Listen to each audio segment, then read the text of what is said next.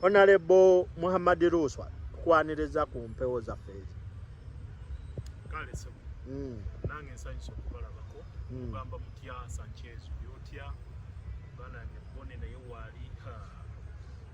Bone tuludde. Bone tuludde okukwatagana naye. Kyamukisa mulungi nnyo nti leero munsazeeko. Mugamba mutya. Wayi. Ebye Kawempe Court byesazeewo birabye. Amawulire ago gansanze mu buliri. Kyekituufu. Mbadde simanyi nti leero kooti lwegenda okuwa ensala yaayo. Gansanze mu buliri era muganda wange Bonerwa bwankubidde nanga nti amawulire agafudde mu kooti ogalabye ne ngamba ate galiwa. Nanga nti ate omusajja akyaliyo bamuggyeyo. Mugamba awo wenkoze ki? Awo nange wenfunidde amawulire ago. Negwe okkiriziganya ne kooti kesazeewo okusinziira nga gwe yeetaba mu kalulu. Ekisookera ddala sinze yawaaba. Ekyo kimanyiddwa petitioner ye Hajat Farida Nambi. Nze navuganya mu kalulu ka Kawempe North. Y'omu ku baavuganya enjawulo ewo sinze yakola ki? Sinze yawaaba. So kati eyawaaba ne grounds kwe yasinziira awaabe yayinza okuba akuba bulatti. Ofuna n'ezimu ku grounds ze yateekamu okulaba nti waliwo ebitaatambula bulungi byo byaliwo era nga namwe bannamawulire mubiraba omuli okusamba obululu boxi z'obululu ebifo ebimu polling stations ezimu tezaabalibwa byonna bimwakola ki byonna mwabiraba amagye okuzanyira ku bannayuganda okuzanyira ku bannakawempe nga babakwata nga babakanga ababaka enswa abalonde ebijanjaalo byonna mwakola ki byonna mwabiraba so kati kooti eyinza okuba esinzidde ku grounds ezo nega nti Kawempe netegeeza electoral commission oba neragira electoral commission wabeewo by election ki wabeewo by election endala naye sandibadyagadde muganda waffe agibweyo mu parliament kuba parliament eyo ewooma ovanga ku institutions mw'oyingira obuyingizi ne bakuwa emmotoka ya million 2 plus ekitegeera ovanga ku institution omusaala ogujjira mu budde eno bannayuganda tuba tweyaguza nkutanga eno akasaala kakoze eki kayasedda green so mu bbanga lino erisigaddeyo tubadde tusobola okulikwatirira mpola mpola muganda waffe bwasigaddeyo nga naffe eno bwe tumaakinga 226 kubanze 226 mukazanyo mbaddemu era wendi bulamu bwokka inshallah 226 wendi naye muganda wange njagala muwa amagezi gaabwe wabino wammanga byalina okukola okusigala mu parliament wabakkiriza obaagaane alina okwambala ekikookolo ekyaki alina okufuna kimasiki awo oba ekikutiyakutiya kikiro 10 bakimwambaze agenda asinkane General Museveni okusigala mu parliament okusigala mu parliament eyo kuba kakati wano kikulaze petition ebbanga lyevugidde mu kooti zibadde nnaku mbale bagifikisinze mangu era newulire okituba omulamuzi leero awadde ki awadde ensalawo ye kakati ekirala akkiriza obaagaane alina okukkiriza n'afukaamirira ow'ekitiibwa sipiika ate amukolere amutaase mu njega kubanga sipiika ataasizza abantu bangi nnyo mu njega nga zino sipiika awaniridde petition nyingi nnyo ez'ebyokulonda ku house awo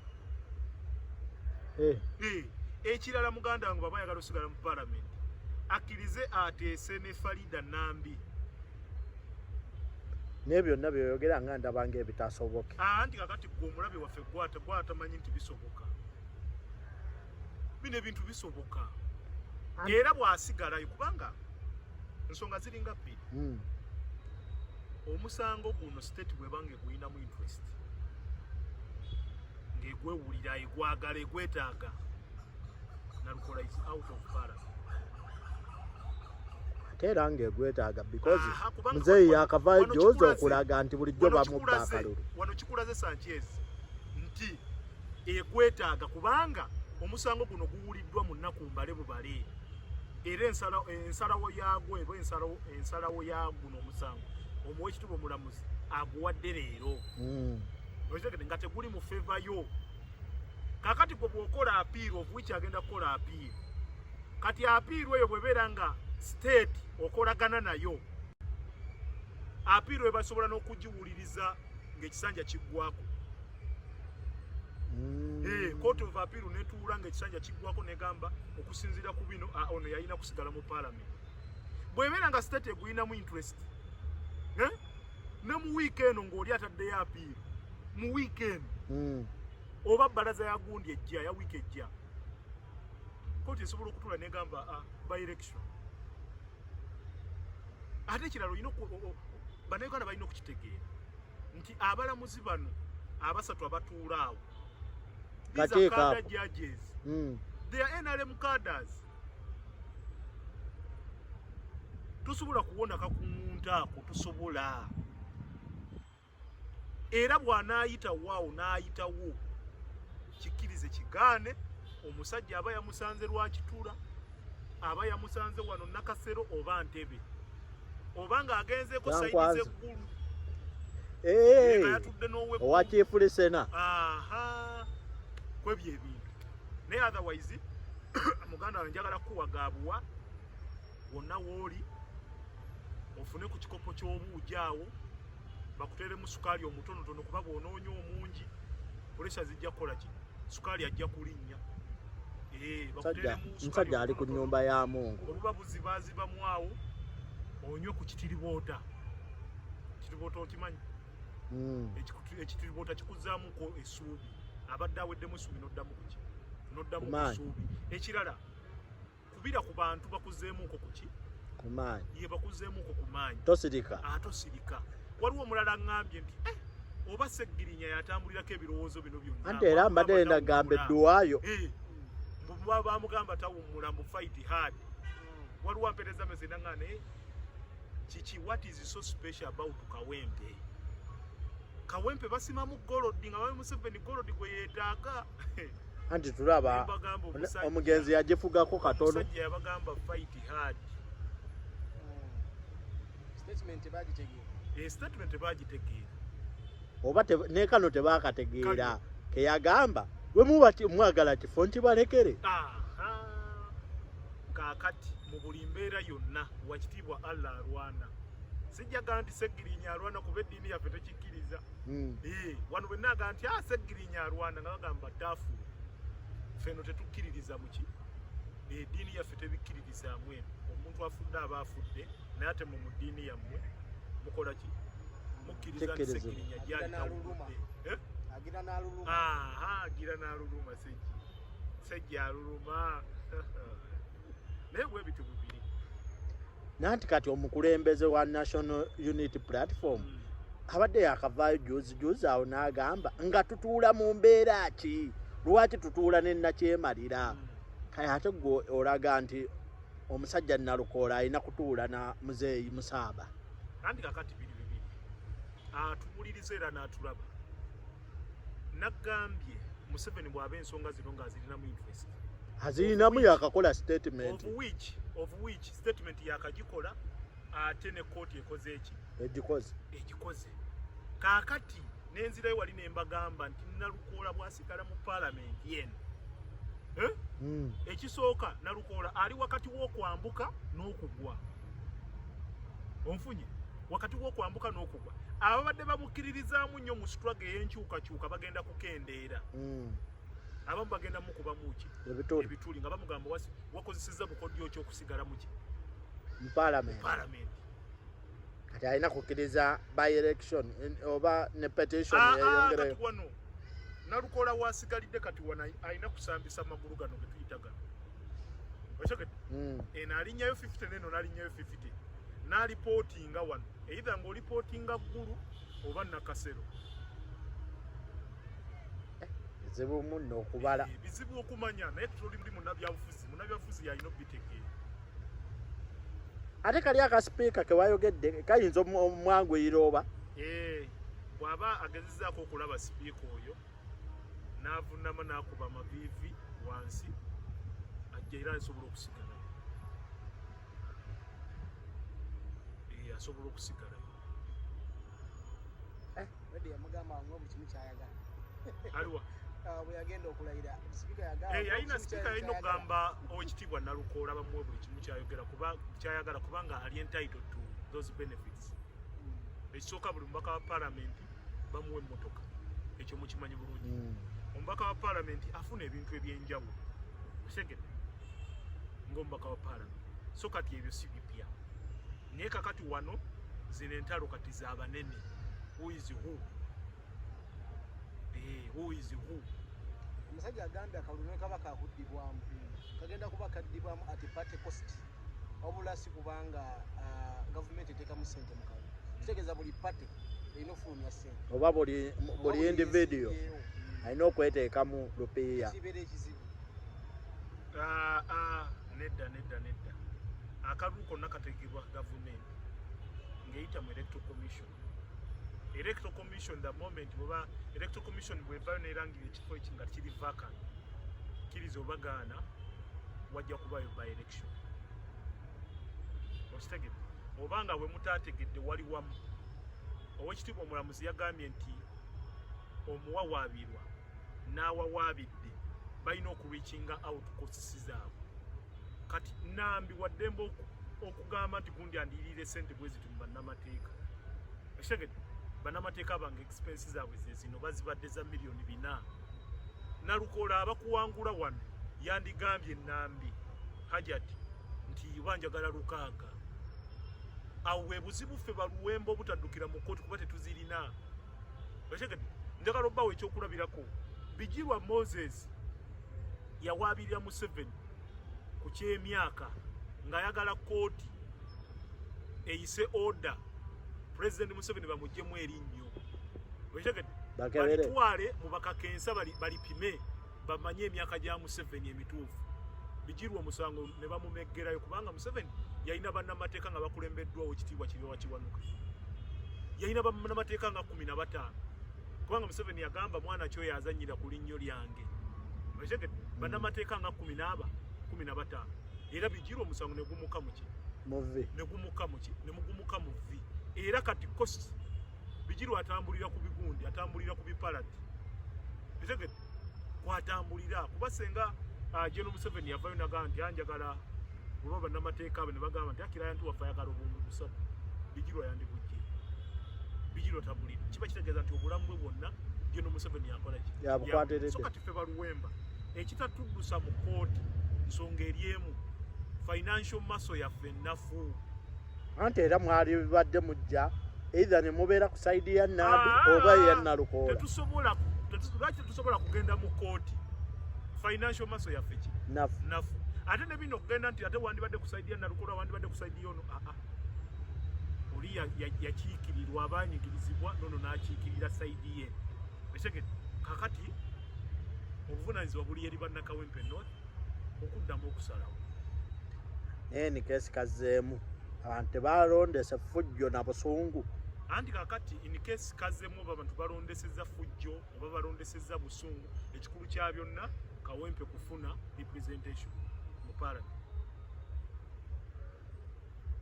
Muhammad Ruuswa Luwemba ne balangirira erangirira nti myezi 2 oba omwezi gumu okuva kati mweteeketeeke oli lwedde okudda mu race. Nze ndi lwedde senga electoral commission erangirira. Senga electoral commission ezikola ki? Erangirira ndi mweteefuteefu kubanga nina that passion ku by'okuweereza leadership, nina passion mu byo. So ndi mweteefuteefu bannakawempe North ate era nga wendi. Ne bino byonna tebiva kubaawo 2026 wendi engatto nazambala. Ate nakyusaamu mu nkuba kati ennaku zino nze president nalondebwa okukiikirira ba independence bonna mu ggwanga Uganda. Era ekibiina kyentwala bakiyita the Independent Minds Association Uganda. Association eyo yetwala ba independent candidates bonna mu ggwanga Uganda. Oba weesimbyewo Kaboohe independent, oba Kiruhura, oba Kabongo, oba Lira, eyo automatic subscription ku association yeyo. Ndabe mutandise okuddamu okwekubira ku masimu nga we mwali bakalaadi bansereko. Honorable Kaladi ankubiddeko, mbadde in fact sirina na namba ye, nankubirako ne mubuuza ne nangamba Honorable Kaladi yali mu kalulu ne mugamba okyaliyo. nangamba nti kakati eby'electoral commission ebigundi kkooti ogiwulidde ne mugamba mbiwulidde era nze Luwemba neeteeseteese n'antegeeza nga naye bwagenda okukola ki bwagenda okukola ate Nsereko sinnamuwuliza ekyenkizo ekiriwo nti akalulu kano bwe kaba kakubaawo Luwemba nina apahandi okuyingira ekiyumba ekyo kuyingira ekisooka ngenda kuyingira akalulu kano nga nze pulezidenti w'aba independence mu ggwanga Uganda luli sayina resources naye kati nja kusobola okukunga aba independence bannange okunteeka mu ssente tuwangule luli Sanchez bone mwajjanga okulipootinga akalulu k'ekawempe naye nga muddayo buggu nga mugamba Luwemba oyo taba kuba waffe muganda wa talipootingikako yadde n'akamere naye nga mumanyi nti mulipooti naye Sanchez mba kuyingira kiyumba ekyo layini y'abannamawulire be nanditadde ku payroll oba nfuna $3 nga nti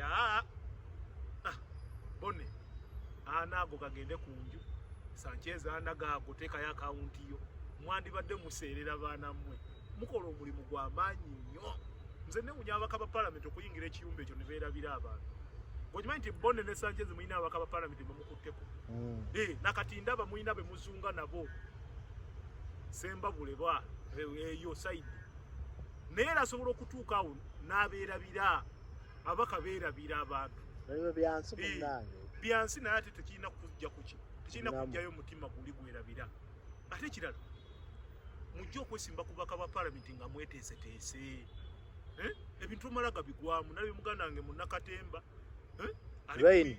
ali ku interview emu avuya buvuya nagambye banna tusooke tukolayo essomero lya byabufuzi nze Luwemba tosobola kundaba mu interview ya entertainment otegedde era entertainment ngikomentingako on some issues zeninako idea naye tosobola genda ku national television erabibwa millions of people notandika kuvuya bakubuuza amabago oddeeri kati oyo bwagenda ku NASA naddamu okubya ebifaananyi bye simanyi yesimbewo yavudde ku political scene Rain yavudde ku political scene takyalina ngeri gye yeddawululamu Rain takyagibwako hadiithi yavuddeko kati omusajja akubuuziza ebibuuzo ebya palamenti gy'ogenda okukiikirira abantu bikulemye olwo onaasobola okujja kufulo onaasobola otya okubita ebya kufulo ya palamenti bakubuuziza ku UPDF amendment bill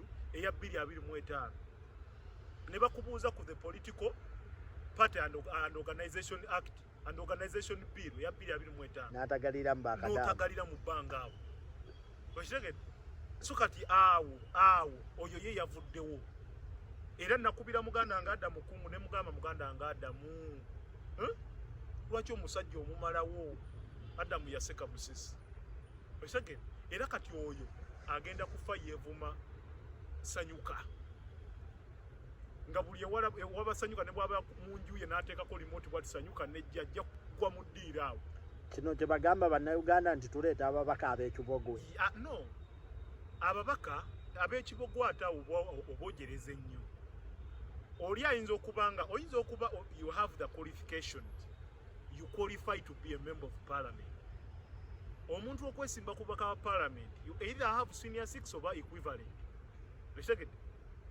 of which Rain abirina naye do you qualify gyetukusindika do you qualify wano electoral commission byogira bisobola okubeera nti olina qualification naye wali we tukusindika do you qualify to be a member of parliament